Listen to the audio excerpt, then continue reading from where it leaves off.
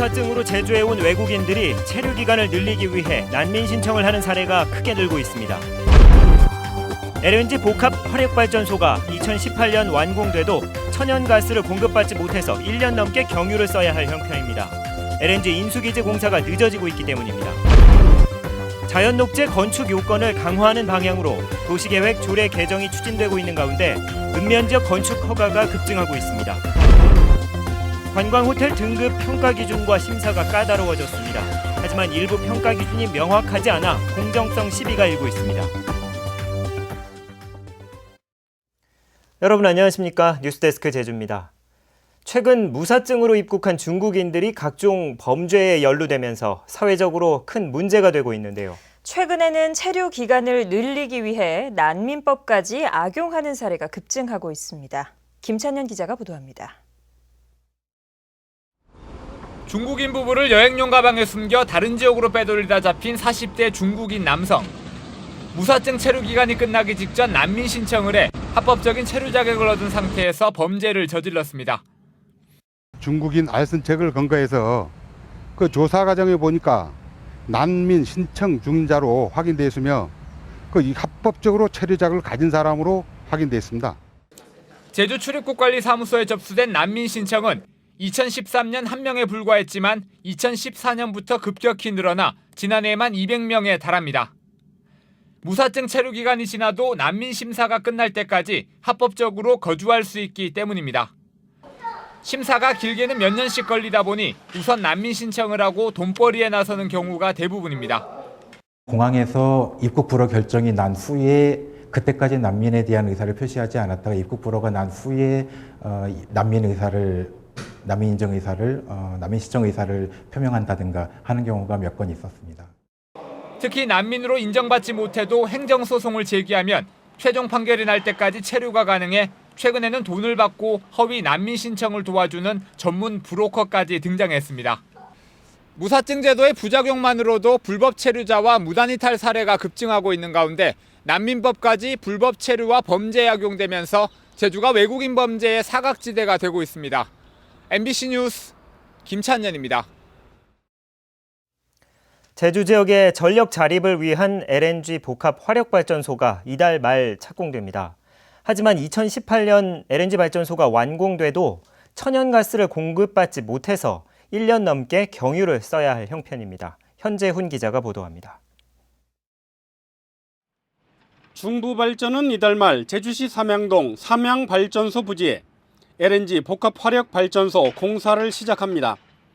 2,600억 원이 투입되는 발전소가 오는 2018년 6월에 완공되면 24만 킬로와트의 전기를 생산하게 됩니다.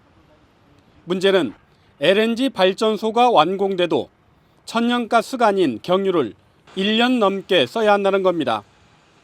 애월항 LNG 인수기지 공사가 당초 계획보다 늦어지고 있기 때문입니다.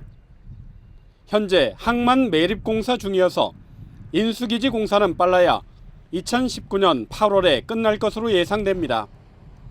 잦은 설계 변경과 건설 자재 부족 등이 지연 이유인데 가스공사 측은 공사 기간을 단축하는 건 어렵다고 밝혔습니다.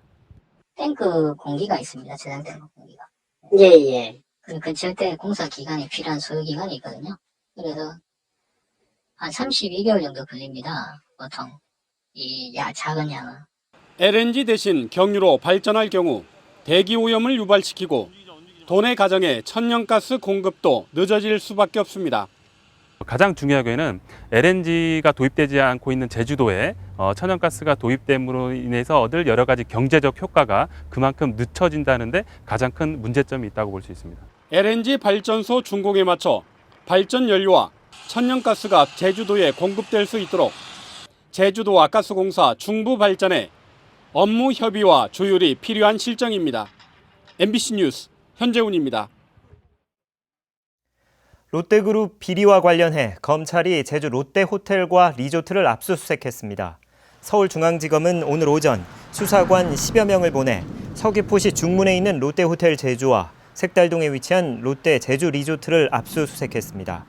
검찰은 롯데 계열사 간 부당 지원 정황을 잡고 제주를 비롯해 롯데건설과 롯데케미칼 등 10여 곳을 동시 압수수색했으며 롯데 제주리조트의 경우 합병 과정에 토지 가격을 낮게 책정하는 방식으로 부당 이익을 챙겨 비자금을 조성했다는 의혹을 받고 있습니다.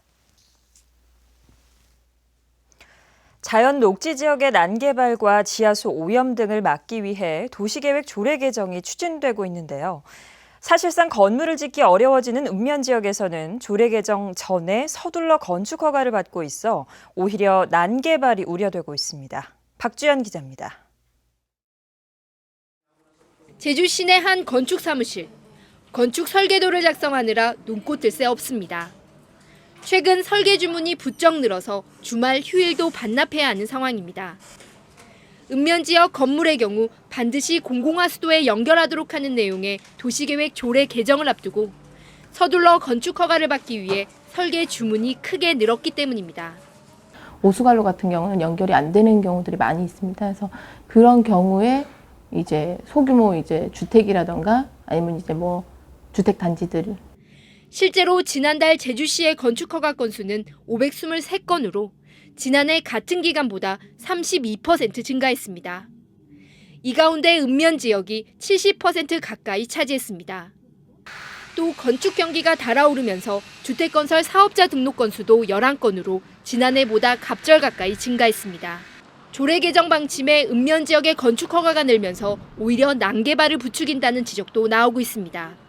일부에서는 지금 건축 허가를 좀 많이 지금 신청을 하는 사례들이 늘고 있는데 난개발 방지를 좀 적용하기 실효성 있는 방안으로서는 좀 무리가 있다라고 좀 보여지고요. 도시계획 조례 공청회는 내일 농어업인회관에서 열리는데 공공하수도 의무 연결 조항이 가장 큰 쟁점이 될 전망입니다. MBC 뉴스 박주연입니다. 교통 정체를 해소하기 위해 제주공항 우회도로가 조기에 건설됩니다.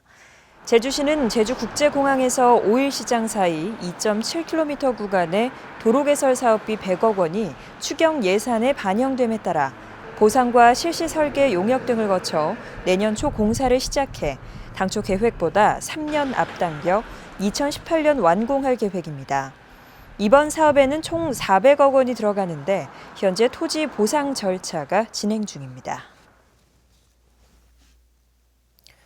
관광 호텔 등급이 올해부터 무궁화에서 별로 바뀌고 등급 평가 기준과 심사가 까다로워졌습니다.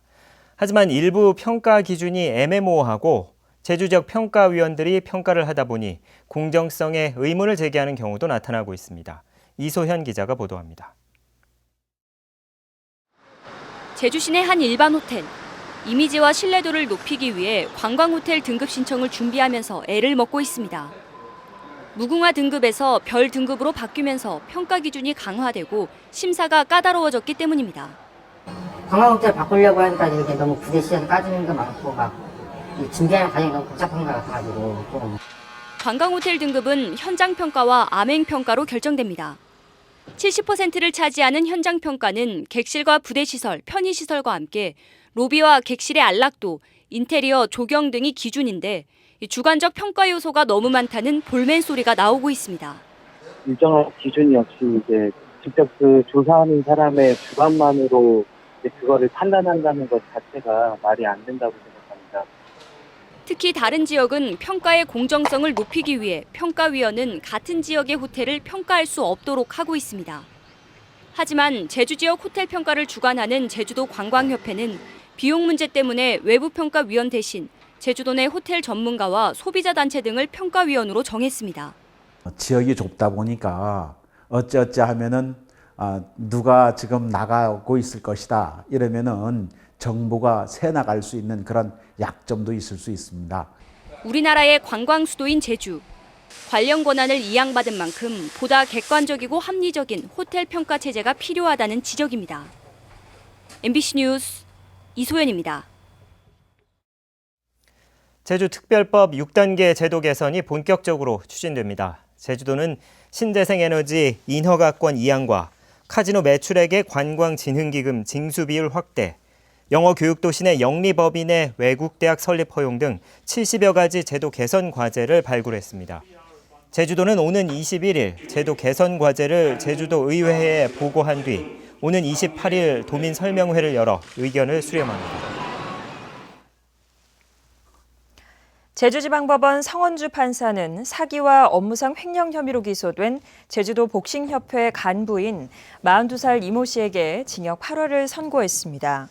또 협회 임원인 40살 한모 씨와 32살 홍모 씨에게 징역 6월에 집행유예 2년을 선고했습니다. 이들은 지난 2013년부터 선수 영입비와 월급 등 8,500만 원을 가로채거나 횡령하고 경기 결과를 조작한 혐의로 재판에 넘겨졌습니다. 더불어민주당 위성곤 의원이 국회 예산결산위원회 위원으로 선임됐습니다. 국회 농림축산식품해양수산위원회에 배정된 위성곤 의원은 예결위 활동을 통해 1차 산업 경쟁력 강화와 예산 확보는 물론 지역 현안 해결에도 노력하겠다고 밝혔습니다. 인구 100만 명 시대를 대비한 하수도 시설이 구축됩니다. 제주도 수자원본부는 오는 2025년까지 사업비 1조 5,500여억 원을 투입해 하수관로 1,660km를 확충하고 하수처리장 9개소를 증설하거나 신설해 일일 하루 처리량을 38만 3천 톤으로 늘릴 계획입니다.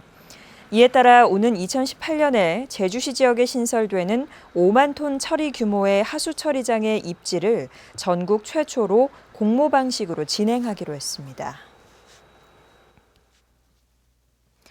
전국 학교 비정규직 연대회의는 오늘 제주도 교육청 앞에서 기자회견을 열고 상여금 신설과 명절 휴가비 인상, 급식비 인상을 요구하며 173배를 했습니다. 이 단체는 정규직은 평균 200만 원의 성과급을 받고 있지만 비정규직에 대한 상여금은 전혀 없고 방학 때는 월급도 없어 생계 위협을 받고 있다고 주장했습니다. 제주 MBC 오라배 전도 주니어 골프대회가 오라 골프장에서 개막됐습니다. 올해 7번째를 맞는 이번 대회에는 고등부 14명과 중등부 20명 등 모두 45명의 꿈나무 선수가 출전해 그동안 갈고 닦은 기량을 겨룹니다. 이번 대회 고등부 입상자에게는 전국체전 제주 대표 출전권이 주어집니다.